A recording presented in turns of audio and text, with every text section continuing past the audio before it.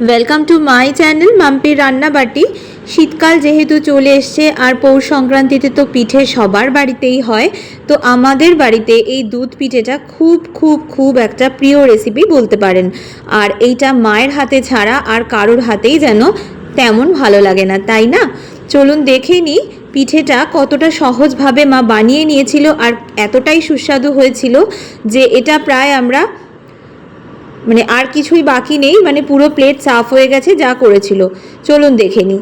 প্রথমে কড়াইটা গরম করতে বসিয়ে দিতে হবে, তারপরে একটা বড় সাইজের নারকেল কোড়া এখানে দিয়ে দেব, আর দেব 200 গ্রাম পাটালি গুড়। গুড়ের যে গুণমান সেটা কিন্তু অবশ্যই ভালো হতে হবে, না হলে কিন্তু টেস্ট আপনি পাবেন না।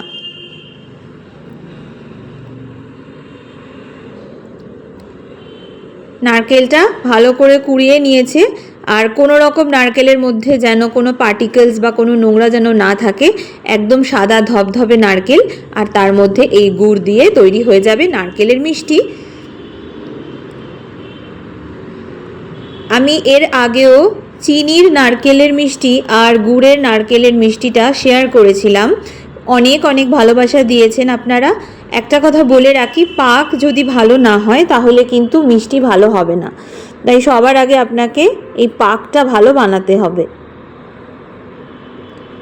তো 200 গ্রাম গুড়টা একদম অল্প অল্প করে দিয়ে দিতে হবে। প্রথমে অল্প করে দেবেন, যদি দেখেন পাক না হয় বা মিষ্টি না হয় তাহলে আবার একটু মিশিয়ে দেবেন। কম কম করে দিয়ে নাড়তে থাকবেন। দেখুন সুন্দর একটা পাক যতক্ষণ না হবে ততক্ষণ কিন্তু আমাদের এইভাবেই খুন্তি চালিয়ে যেতে হবে।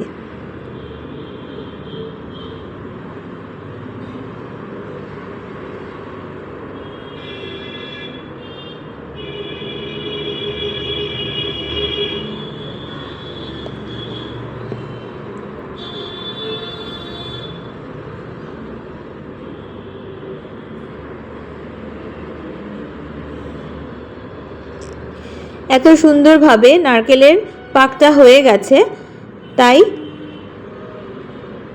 আর কিছুক্ষণ নাড়াচাড়া করে নিয়ে দেখে নিতে হবে হাতে করে যে পাকটা সুন্দরভাবে মিশে গেছে কিনা, তাহলে বুঝতে হবে আমাদের নারকেলের মিষ্টি একদম রেডি।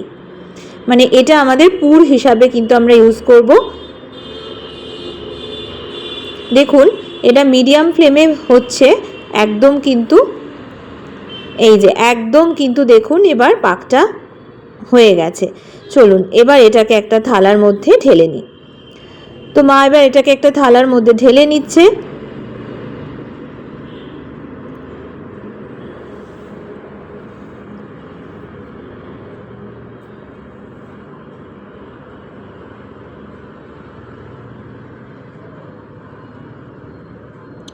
ব্যাস ঢালা কমপ্লিট হয়ে গেছে। এরপরে এখানে একটা বাটিতে জল গরম করতে বসিয়ে দিয়েছি। কেন জলটা গরম করতে দিয়েছি সেটা বলে দেব। আর এখানে 400 গ্রাম চালের গুঁড়ো নেওয়া হয়েছে, আর পরিমাণ মতো নুন, একদম অল্প নুন এখানে দিতে হবে। আতপ চালের গুঁড়ো 400 গ্রাম এখানে নিয়ে নিয়েছি, আর সেটাকে অল্প একটু নুন দিয়ে ভালো করে মিশিয়ে নেব। তারপরে গরম জল দিয়ে এটাকে মেখে নিতে হবে। গরম জলটা অল্প অল্প করে দিয়ে মাখবেন, আর এটা কিন্তু গরম থাকতে থাকতেই মাখতে হবে, তাহলে কি হবে এটা একদম নরম তৈরি হবে, পিঠেগুলো শক্ত হবে না। আপনি পরের দিনও যদি ফ্রিজে রেখে খান তাহলেও কিন্তু সুন্দর খেতে হবে, একদম শক্ত হবে না। প্রত্যেকটা টিপস অ্যান্ড ট্রিক্স মায়ের কাছ থেকে শিখেছি, তার জন্যই আমি আপনাদের সাথে শেয়ার করলাম মায়ের হাতের তৈরি এই দুধ পিঠের দুর্দান্ত রেসিপিটা। তো এইভাবে পুরো মেখে নিচ্ছি।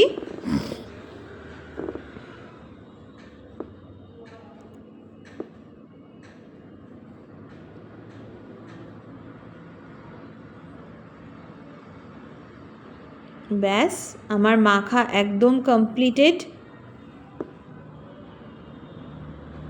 যদিও এটা মা মাখছে, হ্যাঁ এবার কিন্তু দেখুন একদম এটা কিন্তু কমপ্লিট হয়ে গেছে মাখাটা।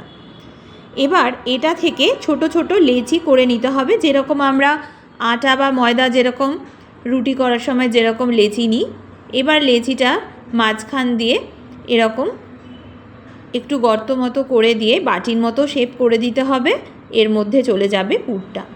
আর যেহেতু এটা আমরা মোমো বানাচ্ছি না, শুধুমাত্র পিঠে বানাচ্ছি, তাই সামান্য জাস্ট ফিল করে, মানে এটা পুরোপুরি ভর্তি করে দিয়ে একটুখানি মুড়ে দেবেন, হয়ে যাবে। আর কিচ্ছু লাগবে না করতে, ব্যাস হয়ে গেল।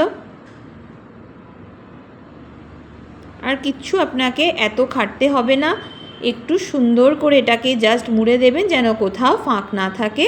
এবার দুদিকে হাতে করে একটুখানি এরকম ডলে দেবেন, ব্যাস একদম স্মুথ হয়ে যাবে দুধ পিঠে।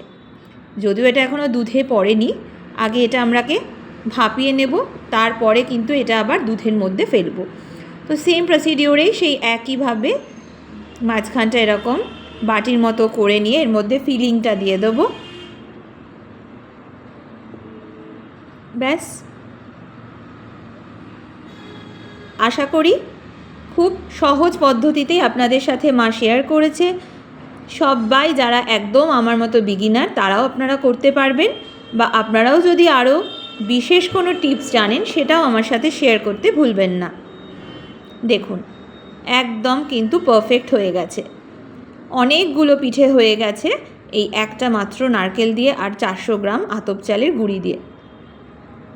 এবার একটা হাঁড়ি বসিয়ে নেব, হাঁড়িটার জল গরম করতে দেব, আর ফুটো করা যে থালা আপনার বাড়িতে, সেটা স্টিল হতে পারে, সিলভার হতে পারে, যে কোনো কিছুর হতে পারে, আপনি ঠিক ফুটো করা এইভাবে একটা থালা বসিয়ে দেবেন। আর এরপরে জলটা যখন একদম ফুটতে শুরু করবে তখন কিন্তু হাঁড়ির মাথায় ঢাকাটা দিয়ে প্রত্যেকটা পিঠে যেন গায়ে না লেগে যায় একটু দূরে দূরে দিয়ে দিতে হবে। অ্যাট এ টাইম আপনার যতগুলো ধরবে ততগুলোই দেবেন, বেশি মানে যেন চেপে না যায়। এবারে এটা ঢাকা দিয়ে দেব, ঢাকা দিয়ে মোটামুটি আমাদের 10 থেকে 15 মিনিট মতো ওয়েট করতে হবে। আচ্ছা, এটাও একটা টিপস আপনাদের সাথে শেয়ার করলাম। শুধুমাত্র এটাকে যদি আমি উঠিয়ে দিতাম তাহলে কিন্তু এই যে গায়ে লেগে থাকা জিনিসগুলো খেতে ভালো লাগতো না। এটা স্মুথ হয়ে যাবে যখন আপনি একটু ঈষৎ উষ্ণ জলের মধ্যে পিঠেটা গরম অবস্থাতেই 2 মিনিটের জন্য আপনি একটুখানি চুবিয়ে রাখেন, ব্যাস। এটাকে একটু 2 মিনিটের জন্য ভিজতে দিতে হবে। জলটা যখনই পিঠেটা সোক করে নেবে বা শুষে নেবে তখন সুন্দরভাবে জলগুলোকে ঝরিয়ে আপনি প্লেটে সাজিয়ে রাখুন। 2 মিনিটের বেশি আপনার রাখার কোনো দরকার নেই, তাতেই একদম স্মুথ সিল্কি হয়ে যাবে। এরপরে চলে যাই দুধ পিঠে, যেটা যেটাতে আমরা এটাকে ডুবিয়ে রাখবো, ঠিক সেটা কিভাবে তৈরি করব দেখে নিই, চলুন। এখানে 1 লিটার মতো দুধ দিয়ে দিয়েছি। দুধটা ভালো করে প্রথমে ফুটতে দিতে হবে, তারপরে 150 গ্রাম মতো পাটালি গুড় দিয়ে দিতে হবে। পাটালি গুড় আবারও বলছি খুব ভালো কোয়ালিটির হতে হবে, তবেই কিন্তু ভালো হয়। ব্যাস দিয়ে দিলাম। 150 গ্রাম মতো পাটালি গুড় দেওয়া হয়ে গেছে। মিষ্টি আপনারা যেরকম খান সেরকম খাবেন। দুধটা যখনই ফুটে একদম কমতে শুরু করবে বা গুড়টা যখন গলে যাবে তখন পিঠেগুলো এক এক করে ছেড়ে দেবেন, আর একদম কিন্তু হাই ফ্লেমে রাখবেন না। চেষ্টা করবেন যতটা লোতে রাখা যায় তত কিন্তু এর স্বাদ বাড়বে।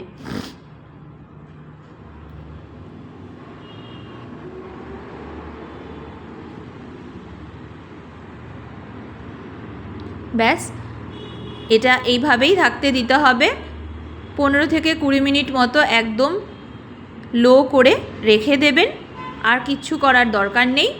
একদম সুন্দরভাবে দুধ পিঠে রেসিপি আজকে তৈরি হয়ে যাবে। গরম থাকতেও খেতে পারেন, ঠান্ডা থাকতেও খেতে পারেন, তবে চেষ্টা করবেন প্রত্যেকটা স্টেপ একদম অ্যাকিউরেট ফলো করার, তাহলে কিন্তু অসাধারণ একটা দুধ পিঠে বানিয়ে ফেলতে পারবেন। আর এটা কিন্তু কোনো ভুল হওয়ার চান্স নেই, কারণ আমি একদম ফার্স্ট থেকে কোনো রকম স্কিপ না করে আপনাদেরকে দেখিয়েছি। এখানে মিষ্টি একটু কম লাগছিল টেস্ট করার পর, তার জন্য আমি আরেকটু গুড় অ্যাড করেছি। 150 গ্রাম বলেছিলাম, তবে একটু বেশি আমার লেগেছে, কারণ মিষ্টিটা একটু কম লেগেছিল, ওই জন্য এখানে একটু গুড় অ্যাড করতে বলেছিলাম। ব্যাস গুড়টা আস্তে আস্তে গলে যাবে, আমাদেরও পিঠেটা রেডি হয়ে যাবে। আগে ঠাম্মা খুব সুন্দর এই পিঠে আমাদের বাড়িতে আসলে হাতে হাতে মায়ের জোগাড় করে দিত। আজকের দিনটা খুব মনে পড়ছে। যাক, সবাই আপনারা ভালো থাকবেন আর এইভাবে পিঠে খেতে থাকুন। আপনারা কীরকম পিঠে বানিয়েছিলেন আমাকে জানাতে ভুলবেন না। খুব নরম হয়েছিল পিঠেটা। একবার বানিয়ে খান, বাড়ির সবাইকে খাওয়ান। সবাই ভালো থাকবেন, সুস্থ থাকবেন। আবার আসবো নতুন কোনো রেসিপি নিয়ে। টাটা।